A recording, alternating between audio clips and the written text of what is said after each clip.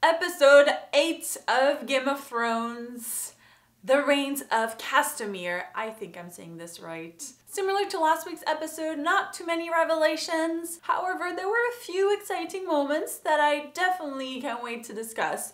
So let's talk about this episode.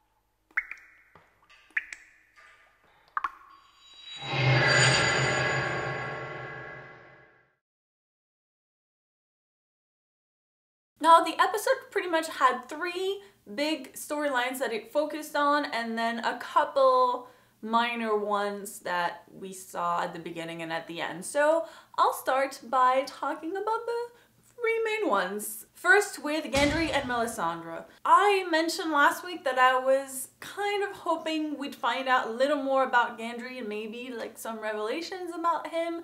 And we didn't really get that exactly, but I think we definitely got something. I'm happy that Melisandre didn't kill him because I don't want Gendry to die. You know? And then they put those leeches that sucked his blood in the fire after Melisandre said, "You wanted to see what the blood could do before I kill him, so there you go." As they throw the leeches in the fire, they mentioned three names: Joffrey Baratheon, Robb Stark, and Balon Greyjoy. And those are the three other people trying to get a claim on the throne, for the exception of Joffrey, who already has it. But they all stand in a way of Stannis becoming the king.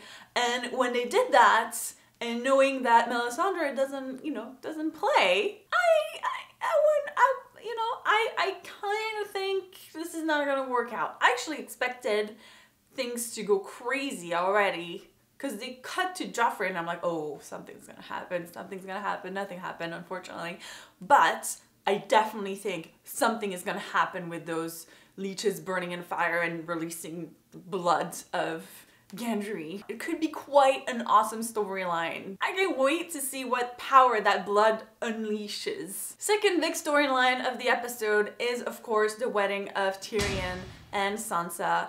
And as I've mentioned before, I really do think that in everything bad that has happened to her, this is probably the best thing that could happen to her. Because Tyrion, as he told her, is not going to hurt her, unlike Joffrey. So they get married. Even though Tywin sort of orders him to consummate the wedding, he does tell Sansa that he won't bed with her until she wants him to. Which is not surprising at all coming from Tyrion. I am a little hopeful for Sansa at this point. Hopefully things look a little better for her from now on. Although I am kind of worried about Joffrey because that little psycho was gonna rape her. I mean, he's sort of an unpredictable character at this point, and not in a good way. And I did love that moment where Tyrion kind of stands up to him, which we had seen in a preview, and what did you say? And Tywin is like, nah, it's fine. He not even phased, like, oh, he's drunk. Just sit down. As much as I dislike Tywin, I really admire him. He's just like, he's like above the king, which is kind of cool. Finally, the third big storyline in this episode was Daenerys, of course. And I'm glad she's back in this episode because I missed her in last episode. And holy crap, that was my favorite storyline tonight. What the hell? Like, where did Daario Naharis come out of? Like, where did he come from? Because he is so awesome. Oh my god.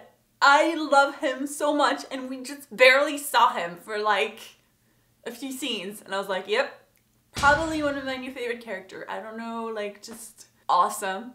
Awesome, awesome, awesome. I knew something was going to happen, but I honestly did not expect him to kill the captains of the second son. And he's like, oh, we had philosophical differences. I just can't wait to see more of these two. They're just, I just love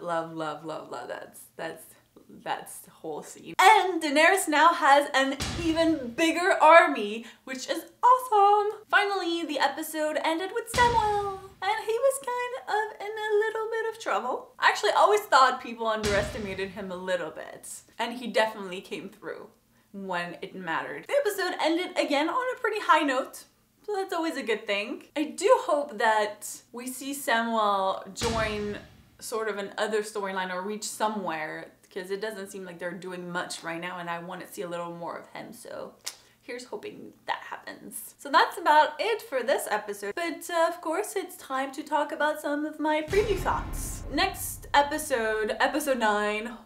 Oh my god. It looks like Robb Stark is ready to go to battle, which I guess makes sense since there are only 2 episodes left, so he should probably get to it. It looks like we'll find out a little more of where Jon Snow's alliance really lies. It's gonna be interesting to see how Ygritte reacts to his choice. Arya, whom we saw at the beginning of this episode, still, you know, trying to kill the Hound. Although I think that even though he does want money for her, he's still taking her back to her mom and brother, so that could work out for her. I'm just saying. Finally, it looks like things are heating up a little bit with Daenerys and Dario. As you can probably imagine, I'm excited about this. Unfortunately, this new episode will not air next week. I know.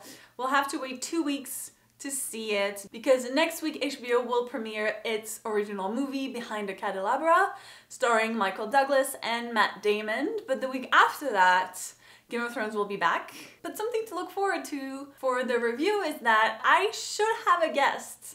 One of my friends, whom I call my Game of Thrones mentor, will be reviewing the next episode with me, and he has read all the books and all that, so hopefully that'll be fun and hopefully he can make it. Yeah, that's about it for this week. As you know, we close down the comments for these reviews because we want to avoid book spoilers, but I'm always available on Twitter, Facebook, and you can also comment on my review post on tvequals.com. I'll include all the links to that in the description box. As always, if you can give this video a big thumbs up if you enjoyed it, we always appreciate it, so that would be really cool. And don't forget to subscribe if you don't want to miss any of my Game of Thrones reviews or any other reviews we have on the channel, or interviews or whatnot. It's just pretty much interviews and reviews. Thank you guys so much for watching, as always, and I'll see you in 2 weeks. Bye! First, I want to share some quick thoughts on a few things that happened in the episode, starting with Robb's wife is pregnant. And the first thought that came into my head was, she's totally dying. I know, it's very morbid, but I just thought this would be so Game of Thrones-like to kill her.